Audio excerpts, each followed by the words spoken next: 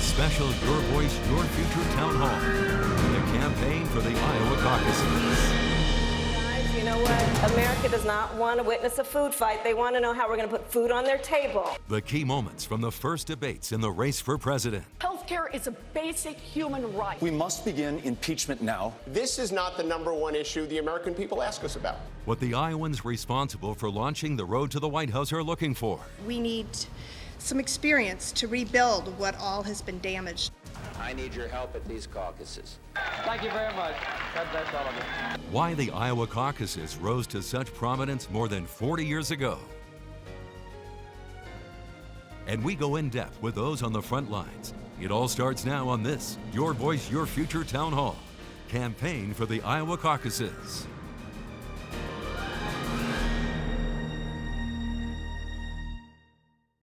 One thing that I've noticed, one thing I've heard since Mayor Pete started campaigning in Iowa is the ground game. And it seems like those with the ground game, both Buttigieg and Elizabeth Warren, are really starting to move in the polls in these final weeks. You're absolutely right. And Iowa is always about organize, organize, organize. And we've seen that with Mayor Pete. He's built a good organization here along with Warren, and it's paying off for him. He seems to be pushing a more evangelical tone than the other candidates. And that's something that maybe Iowans, Democratic Iowans, seem to be resonating with. I think it's the way he talks about it. He talks about his faith, the importance of it. He talks about the importance of it in terms of sort of community and society. Anthony, I hate to put you on the spot here, but we call it the gold standard of polling here in Iowa. The Des Moines Register's Iowa poll had somewhat different numbers than your guys' poll, but it also pointed out that a large number of Iowans say that they could still change their mind. Does that seem to be kind of the volatility on top of the fact that Iowa caucuses differently than most states with first choice, second choice, and precinct viabilities? Yeah, well, I think there's two questions there, and I think they're both really good. One is that whenever people look at any poll, I always say, look beyond the horse race and find an interesting part of the story. Now, there's one thing that's clear no matter which poll you look at, or at least the one I've seen, and that is that Pete Buttigieg is on the rise. And why is that? Well, in our polling, he's doing better with people who aren't paying attention to this campaign on social media or on Twitter. So that partly tells me that that ground game that he's running, going out there and talking to Iowans, as you say, Nick, folks there take it very seriously, appears to be really paying off. It might be hard to believe now, but former Georgia Governor Jimmy Carter was barely mentioned in the 1976 race for president until his team got an idea by practically living in Iowa for months and focusing on the first in the nation contest like no candidate had before. That's all of it. Thank you. And it worked. The barely known candidate earned more delegates from Iowa than anyone else and earned national attention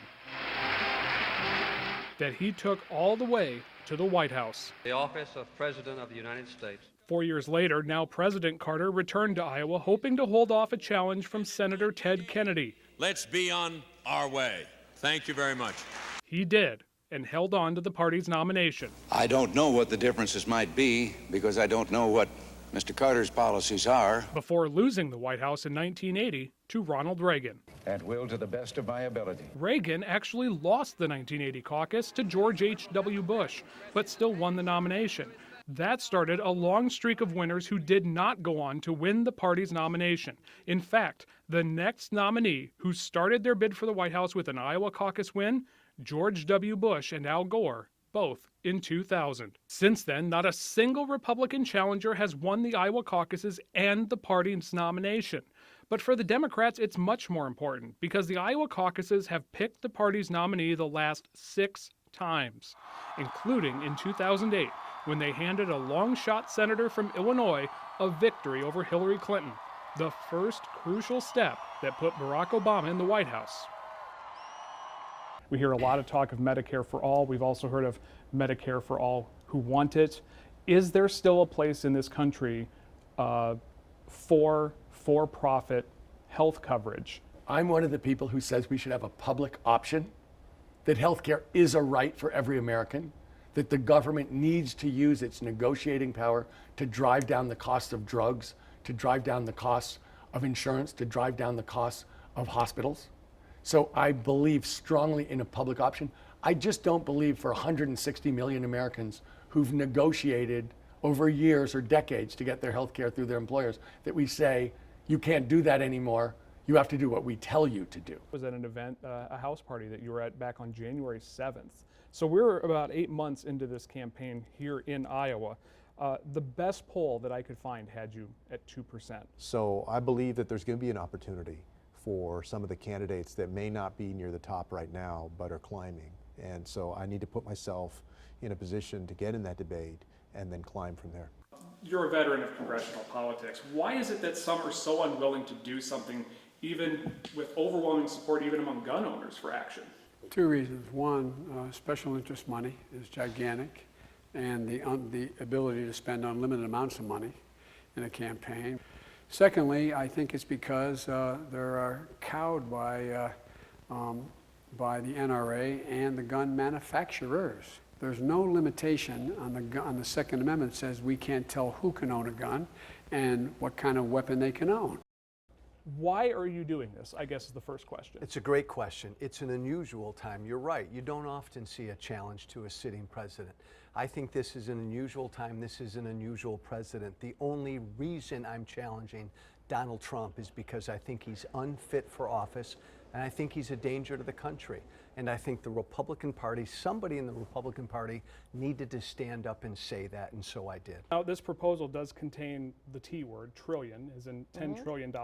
Can you break down that cost a little bit and explain what exactly $10 trillion means to the average taxpayer? So for Iowa, what it would mean is a lot more investment in the industries that are already thriving here that need more future investment to keep on growing. And it's paid for by making sure the polluters pay, not the people who are suffering because of sweetheart deals made in Washington by the wealthiest multinational companies that only care about their profits, not humanity and the people they're supposed to serve.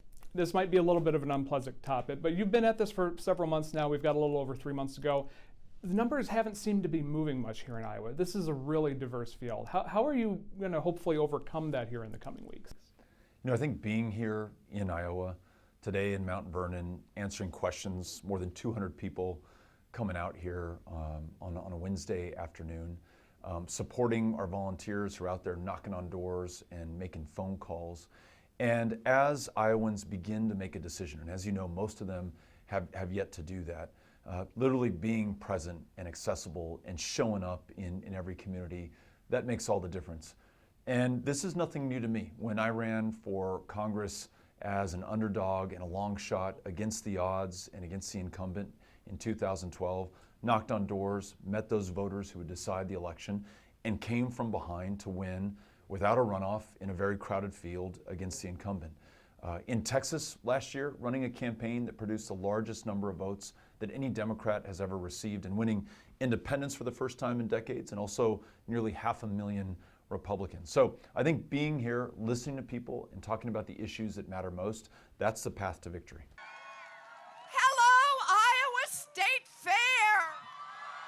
The Iowa State Fair is already the hottest ticket in the Midwest, and nestled between the biggest boars and all the food you can imagine. What do you like about flipping pork chops? Well, it gets me one step closer to eating a pork chop. 22 men and women in the running for the Democratic nomination, and one Republican, all took to the famed State Fair soapbox to get their 20 minutes. Rain. Thank you, everybody. I've got 20 minutes. Or shine. I'm really proud of those Iowa roots. Besides a standard stump speech, most of the candidates also got some time to enjoy the fair and talk to regular Iowans, at least those who could get past the cameras. Outside the fair, most of the discussion centered on gun control. America is with us in demanding common sense gun safety. After the shootings in Texas and Ohio, a forum focused on the issue brought a lot of promises. To give the United States Congress 100 days to pull their act together on this and put a bill on my desk for signature, and if they do not, I will take executive action. And even a few tears. Andrew Yang said he pictured his own young children in the position of a mother's 4-year-old killed by a stray bullet. With the highly orchestrated events now behind them, the candidates are fanning out across Iowa, sharing their message. Nice to see you guys.